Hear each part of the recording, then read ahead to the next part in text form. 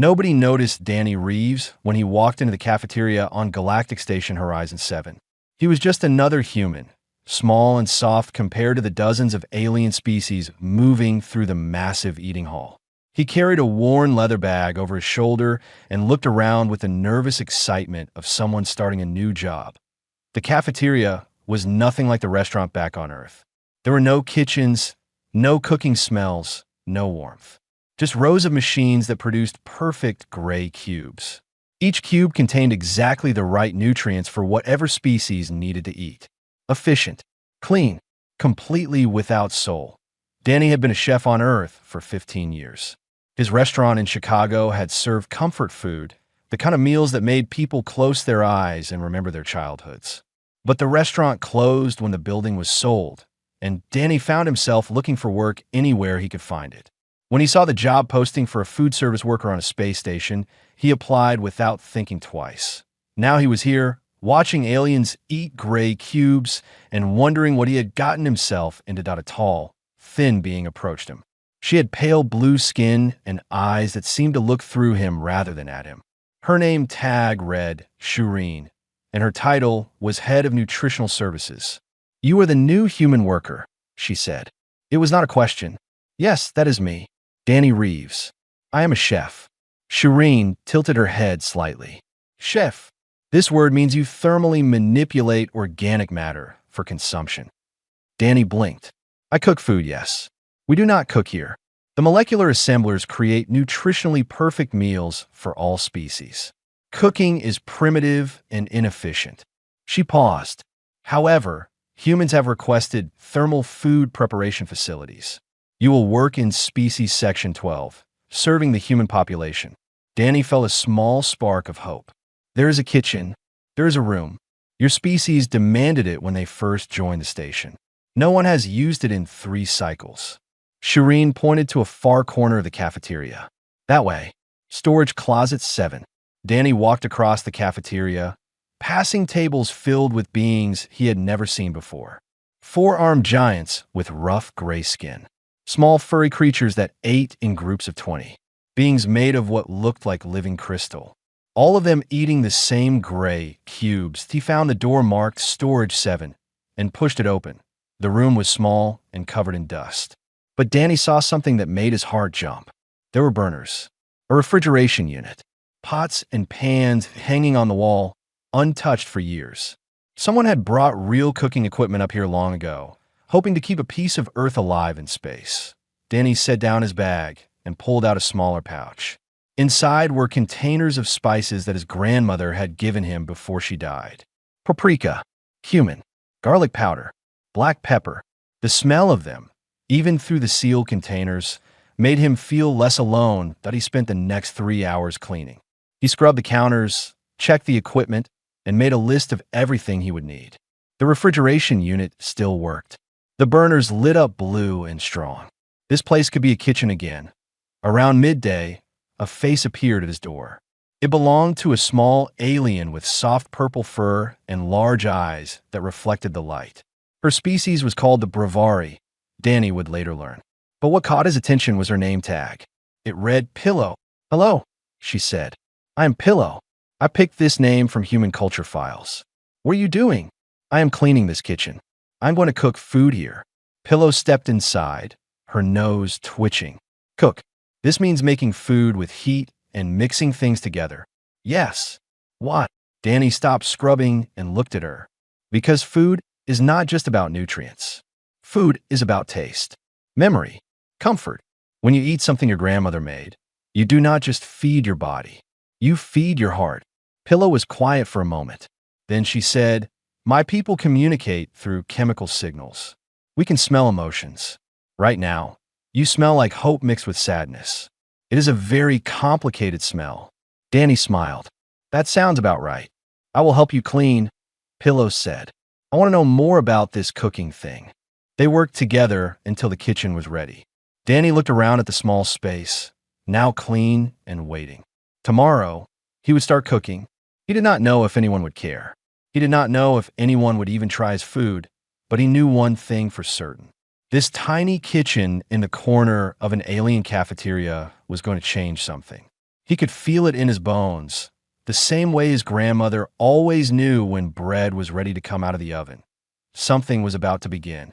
The smell reached the ventilation system before Danny even finished cooking that he had spent 2 weeks preparing. Importing ingredient from Earth was expensive, but Danny had used most of his savings because he believed in what he was doing. Fresh beef, real vegetables, flour, and yeast for bread. The basics of comfort food that have fed humanity for thousands of years. Now, on a quiet afternoon when the cafeteria was half empty, Danny stood in his tiny kitchen and made his grandmother's beef stew. The meat went into the pot first, browning in real butter until the edges turned golden. Then came the onions, the carrots, the potatoes. The smell of cooking food began to spread. Danny added beef broth, herbs, and a touch of red wine. He covered the pot and let it simmer while he worked on the bread. Kneading dough was meditation for Danny. Push, fold, turn. Push, fold, turn. The rhythm calmed his mind and connected him to every baker who had ever lived. His grandmother taught him this when he was 7 years old, standing on a wooden stool to reach the counter. While the bread rose and the stew bubbled, something strange began to happen outside. Aliens were stopping, not to talk to each other or check their communication devices. They were stopping and lifting their heads, nostrils flaring or breathing tubes twitching or whatever they used to detect the air around them. The smell of cooking food was reaching parts of the station that had never experienced it before. Pillow appeared at the kitchen door, her purple fur standing up in excitement. Danny, something is happening. Beings are asking questions. They want to know what that smell is. Danny smiled and checked his bread. Tell them it is lunch. He loaded everything onto a tray, a large pot of stew and 2 loaves of bread still warm from the oven. Then he walked out into the cafeteria to find a table. He did not get far point if 4 massive aliens blocked his path. They were Gorthani, each one standing over 2 meters tall with gray rough skin and 4 muscular arms. They were known throughout the galaxy as traders and warriors, and they were not known for being friendly. Their leader looked down at Danny with eyes like black stones. His name was Brock, and he had shoulders wide enough to block a doorway. What is this? Brock asked, pointing at the pot. Beef stew, Danny said calmly. And bread. One of the other Gorthani leaned closer and sniffed. He pulled back with a look of disgust. This is dead animal water. You boiled a creature in a pot. We call it cooking. Brock reached down and grabbed one of the bread loaves. He held it up like evidence of a crime. And this? Yeast excretions? You eat fungus waste products. It is bread. Humans have made it for 10,000 years. The Gorthani laughed. It was a harsh sound, like rocks grinding together. Brock threw the bread on the ground and stepped on it, crushing it under his massive foot. Any species that still cooks their food clearly never evolved properly, Brock said. You are primitives playing at being civilized. Go back to your corner, little human, and eat your dead animal water alone. Danny looked at the crushed bread on the floor. He felt anger rise in his chest, but he pushed it down. Getting into a fight with 4 Gorthani would not help anyone. Instead, he bent down and picked up the ruined bread. He brushed off what he could and placed it back on his tray. That is all right, Danny said. I made plenty. He held out a spoon toward Brock, offering him a taste of the stew. Would you like to try some? You might be surprised. Brock slapped the spoon out of Danny's hand. It clattered across the floor, leaving a trail of brown broth. The Gorthani laughed again and walked away, shoving past other aliens as they went. Danny stood alone with his pot of stew and his crushed bread. The cafeteria had gone quiet. Every being in the room had watched what happened, and none of them had said a word. Then a small voice spoke from behind him. Human. Danny turned. An elderly alien stood there, hunched and frail with skin like cracked parchment. She was a Minari, one of the oldest species in the galaxy. Her people had given up cooking so long ago that they had lost the ability to taste. What is that smell? She whispered, her ancient eyes fixed on the pot in Danny's hands. Danny looked at her, at the hunger in her face that had nothing to do with nutrition. He smiled gently. Would you like to find out? The elderly Minari's name was Grandmother Shell, a rough translation of her title in her own language. She had lived for 300 years and eaten nothing but nutrition paste for 250 of them. She sat across from Danny at a small table in the corner of the cafeteria. Her thin hands shook as she held the spoon. Danny had given her a small bowl of the beef stew, and she stared at it like it might bite her. "I have not used this since in so long," she said quietly. "My people stopped cooking when I was young. We decided it was inefficient, wasteful. We engineered ourselves to need only paste." "What happened to the taste?" Danny asked. "We thought we removed it, but perhaps we only forgot how to use it." She lifted the spoon to her mouth and took a tiny sip. Her eyes went wide. The spoon fell from her hand and clattered against the bowl. For a long moment, she did not move, did not breathe. Then she began to cry. Not sad tears. Something deeper. Her thin body shook as memories she thought were lost forever came flooding back. She remembered her mother's kitchen. She remembered family meals around a table. She remembered warmth and laughter and the feeling of being loved through food. "I can taste it," she whispered. "After all these years, I can taste." Danny said nothing. He just sat with her while she cried, letting her experience something her species had denied themselves for generations. Word spread quietly after that. Pillow told her friends among the Brevari. They told others. A young Minari heard about Grandmother Shell's experience and came to see for himself. Then 2 more came, then a dozen. Within a week, Danny was cooking larger batches. He learned which species could safely eat which ingredients. Some aliens could not handle dairy. Others needed their food served at specific temperatures. A few could only eat things that were completely smooth, so Danny learned to make soups and purees. His tiny kitchen expanded. He took over the storage room next door, then the one after that. Pillow became his official assistant, her ability to smell emotions helping Danny understand what each customer truly needed. "This Gorthani smells angry, but also lonely," she would whisper. "Extra bread for him. That Minari smells like grief." Something soft and warm. The cafeteria began to change. Instead of beings rushing through to grab their nutrient cubes and leave, some started to linger. They sat together at tables, sharing meals and conversation. Species that had never spoken to each other found common ground over bowls of soup and plates of roasted vegetables. But not everyone was happy. Shireen watched all of this with growing concern. She spent her days analyzing efficiency reports and nutritional data, and what she saw disturbed her. The cafeteria's throughput was down by 15%. Beings were spending more time eating, which meant less time working. The clean, orderly system she had managed for decades was becoming something messy and unpredictable. She filed a complaint with station administration.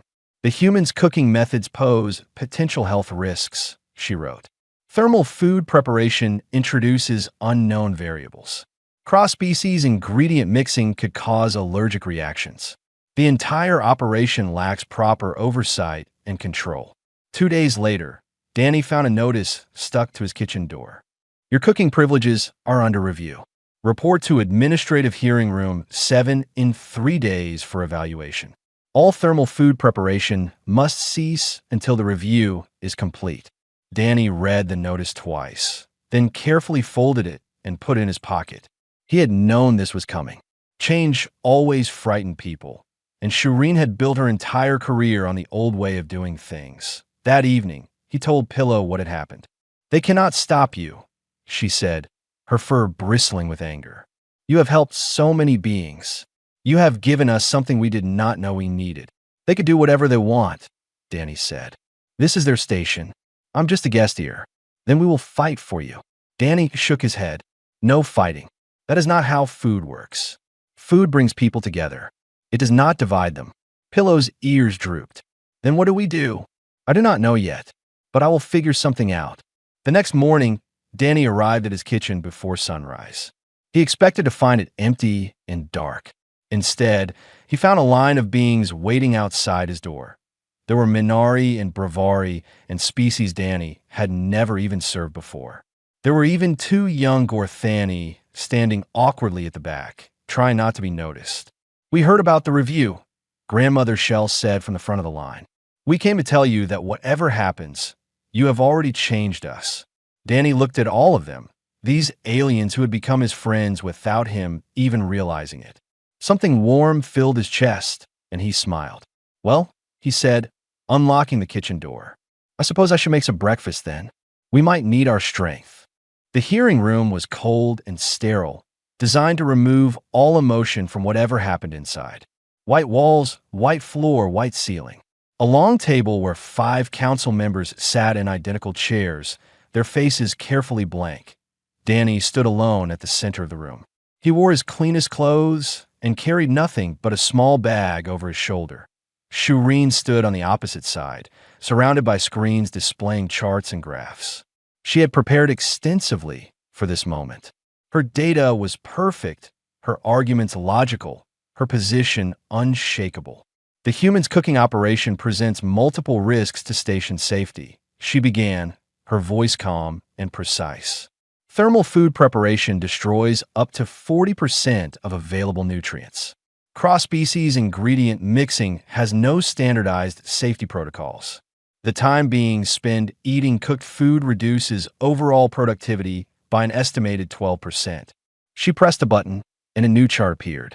Furthermore, the emotional responses reported by beings who consume cooked food suggest a potential addictive quality. We are dealing with a substance that alters mood and behavior without any regulatory oversight. The council members nodded along with her presentation. Everything she said made perfect sense. Danny watched their faces and saw that they were already convinced. When Shireen finished, the head council member turned to Danny. Human Reeves, do you wish to respond? Danny stepped forward. I do not have charts or data. I have a request instead. I would like to demonstrate what I do. One meal. The council can taste it and decide if it has value. Shireen made a sharp sound of protest. This is highly irregular. The review should be based on evidence, not emotional manipulation. Food is not manipulation, Danny said quietly. Food is communication. Let me show you what I mean. The council members looked at each other. After a moment, the head member nodded. Permission granted. You have 1 hour. Danny opened his bag and began to work. He had brought everything he needed.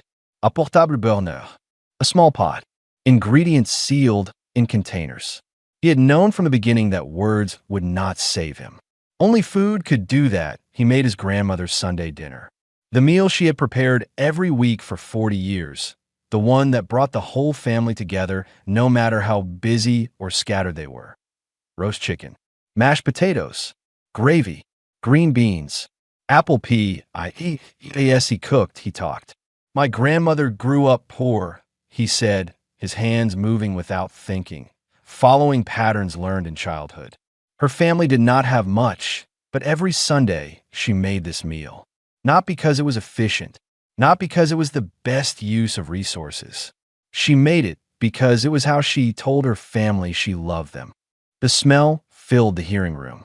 The council members shifted in their seats. Even Shireen seemed affected, though she tried to hide it. Humans do not just eat for nutrition, Danny continued. We eat for memory, for comfort, for connection. When I taste this chicken, I am 7 years old again, sitting at my grandmother's table. I am surrounded by people who love me. I am home. He finished plating the food and carried it to the council table. Each member received a small portion of everything. They looked at the plates like they contained something dangerous. Then Danny turned and walked to the back of the room where the audience sat. He had not noticed until now, but the room had filled with beings, Minari and Bravari, and even some Palori. And there, standing in the back corner with his arms crossed, was Brock the Gorthani. Danny walked directly to him and held out a plate. You said my food was for primitives, Danny said. Prove me wrong. Taste it and tell me I am primitive. Brock stared at Danny for a long moment. The room went completely silent. Everyone knew what Brock had done, how he had humiliated Danny and destroyed his bread. No one expected him to accept. But Brock reached out and took the plate. He picked up a piece of chicken with his massive fingers and put it in his mouth. His jaw moved slowly as he chewed. His black stone eyes seemed to look at something far away, something only he could see. I remember this, he said, his voice strange and distant. My clan father, before we joined the Galactic Union, before we learned to be civilized. He looked down at the plate in his hands. He cooked meat over fire. He said it was how our ancestors honored the animals they hunted. I had forgotten until now. Brock raised his head and looked at Shireen. His voice was no longer mocking. It was raw with something that might have been pain or might have been joy. This review is over. The human stays. The council members looked at each other. The head member cleared her throat. The council will deliberate and announce our decision tomorrow. But everyone in the room already knew the answer. 3 months had passed since the hearing, and Galactic Station Horizon 7 was no longer the same place. That Danny's small kitchen had grown into a full restaurant that took up an entire section of the cafeteria. But that was not the biggest change. The biggest change was that Danny was no longer the only one cooking. That IT started with the Gorthani. Brock returned to Danny's kitchen the day after the hearing, embarrassed and awkward. He stood in the doorway, too big to fit through without ducking, and asked if Danny could teach him how to grill meat. My people used to be hunters, Brock explained. We cooked our kills over open flames. It was sacred to us. But when we joined galactic civilization, we were told it was primitive. We stopped. We forgot. Danny gave him an apron and showed him how to control the heat. Within a week, Brock had opened his own grilling station. Other Gorthani joined him, rediscovering techniques their great-grandparents had used. The smell of roasting meat became a permanent feature of the cafeteria, and the Gorthani who gathered around the flames began telling old stories they had not shared in generations. The Bravari found their own path. Pillow discovered that fermented foods produced complex chemical signatures that her people could sense like music. She started experimenting with pickles, yogurt, and sourdough. Soon, Bravari were hosting feeling meals where they would gather to experience the emotional chemicals together. Even some Palori began to change. A young one named Quiet approached Danny one day and asked a question that surprised him. Can food be beautiful without being nutritious? Danny thought about it. Yes, sometimes we make food just to look at it, just to enjoy the shapes and colors. Quiet's eyes lit up. She began creating geometric food sculptures, precise and elegant and utterly useless from a nutritional standpoint. Other Palori came to watch her work, fascinated by something they could not quite name. The cafeteria became the heart of the station. Species that had ignored each other for years now sat together, sharing recipes and stories. A Minari poet wrote an epic called The Human Who Taught Us to Taste, and it was performed to standing room crowds. Young beings from across the station applied to work in Danny's kitchen, wanted to learn the craft that had brought so many together, but not everyone was happy. Shireen watched all of this from the old section of the cafeteria, the only part that still served nutrient cubes. She had lost the hearing, but not her position, and she continued to manage the molecular assemblers with perfect efficiency. Almost no one used them anymore. She filed one final complaint with the station council. The human has culturally contaminated this station, she wrote. He has undermined centuries of nutritional progress. He has introduced chaos and inefficiency into a system that was working perfectly. I request a full review of his influence and a plan to restore proper order. The council agreed to hear her case. Danny would have to defend not just his cooking, but the entire movement he had created. Pillow brought in the news, her fur flat with worry. They're going to try to stop everything. Shireen wants it all shut down. Danny read the summons carefully. The hearing is in 1 week. What are you going to do? I do not know yet. He folded the paper and put it in his pocket. But first, I need to do something. That night, after the cafeteria closed and the lights dimmed, Danny walked through the empty halls. He passed the Gorthani grilling station, now cold and quiet. He passed Pillow's fermentation corner. He passed all the little spaces where beings had found something they did not know they were missing. He found Shireen sitting alone in the original cafeteria section, surrounded by gleaming machines that no one used anymore. She was not eating. She was just sitting there, staring at nothing. Danny pulled out a chair and sat across from her. For a long time, neither of them spoke. Then Danny reached into his bag and placed a small container on the table between them. Inside was a simple dish, plain rice with a fried egg on top, drizzled with a little soy sauce. My grandmother made this for me when I was sad, he said quietly. It never fixed anything, but it helped. Shireen looked at the food, then at Danny. Her face was impossible to read. Why are you here? She asked. because I think I understand something I did not understand before. And I think maybe you need someone to listen." The silence stretched between them, heavy with years of conflict. Finally, Shireen spoke. "You want to hear my story?" "Yes," Danny said. "I really do." Shireen's voice was soft when she finally began to speak. "The Palori did not always eat nutrient cubes. Long ago, we cooked like everyone else. We had family recipes passed down through generations. We had meals that meant something." She paused, her pale blue fingers tracing patterns on the table. "Then the Great Famine came. A disease destroyed our crops. A blight killed our animals. For 3 generations, my people starved. Millions died. Children watched their parents waste away. Parents buried their children." Danny said nothing. He just listened. "When we finally developed synthetic nutrition, we swore we would never be vulnerable again. Food had betrayed us. Food had killed us. So we decided to remove it from our lives completely. Cooking became associated with death. Efficiency became survival." She looked at Danny, and for the first time, he saw something other than coldness in her eyes. He saw pain that had been buried for centuries. "I grew up being told that cooking was dangerous, that wanting to taste things was a weakness, that the old ways killed our ancestors." Her voice cracked slightly. "I believed it. I still believe it." Danny pushed the container closer to her. "You survived the famine. Your people survived. But Shireen, you do not have to keep surviving it forever." Shireen stared at the rice and egg. Her hands trembled. "I do not know how to stop." "You do not have to know," Danny said gently. "You just have to take one bite." The council hearing took place 3 days later. The room was packed with beings from every species on the station. Shireen stood on one side. Danny stood on the other. But something had changed between them that night in the empty cafeteria, and everyone could feel it. Danny did not defend himself. Instead, he let others speak. The Gorthani spoke about how shared meals had reduced fights between trading groups by 60%. When you eat together, they explained, it is harder to see others as enemies. The Minari spoke about recovered cultural memories. The taste of cooked food had unlocked stories and traditions they thought were lost forever. Grandmother Shell herself stood before the council and recited a poem her mother had taught her, one she had not remembered until she tasted Danny's stew. Pillow spoke about the Bravari-feeling meals, how cooking had given her people a new way to connect with each other and with other species. The chemical signatures of shared food created bonds that words could not express. Even Brock spoke, the massive Gorthani who had once crushed Danny's bread under his foot.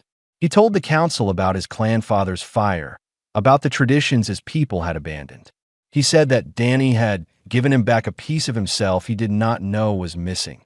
When all the testimony was finished, the council turned to Shireen. "You requested this hearing," the head member said. "What is your final statement?" Shireen stood silent for a long moment. Everyone waited. "The human's food is inefficient," she said slowly. "It is illogical.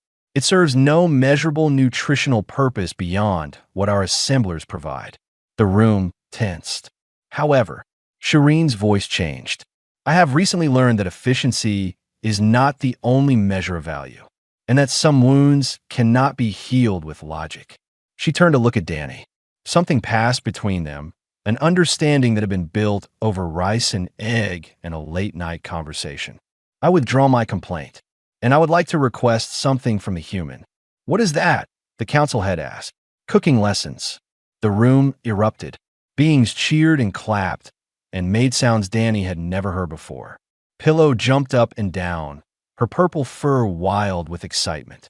Even the council members smiled. 6 months later, the cafeteria on Galactic Station Horizon 7 had become famous across 3 sectors. Ships changed their routes just to stop and experience it. Food critics from distant worlds wrote articles about the human who had started a revolution with a pot of beef stew. But Danny's favorite moment was still the quiet mornings. Every day before the cafeteria opened, he stood in his kitchen with Shireen at his side. He taught her how to make simple things. Rice and egg, toast with butter, soup from scratch. She was not very good at it. Her hands moved with mechanical precision that worked against the intuitive nature of cooking. She still measured everything exactly, still worried about efficiency, still tensed up when things did not go according to plan. but she kept trying. Every single morning, on this particular morning, Shireen finished her rice and egg and sat down to taste it. She chewed slowly, her eyes closed. "It is warm," she said. Danny smiled. "Yes, it is." She said it every morning now, not as a complaint or an observation. She said it as if the warmth itself was precious, as if feeling something, anything, was a gift she was still learning to accept. Outside the kitchen, the cafeteria began to fill with beings from 100 different worlds. They came to eat, but they stayed for something more. They stayed for the connection, the community, the simple magic of sharing a meal with others. Danny Reeves, the human chef from Chicago, watched it all with quiet satisfaction. He had come to the station with nothing but a bag of spices and his grandmother's recipes. He had been mocked and dismissed and nearly sent home. But now the cafeteria belonged to him. Not because he owned it, not because he controlled it, but because he had filled it with something that could not be measured or quantified. He had filled it with love. One meal at a time.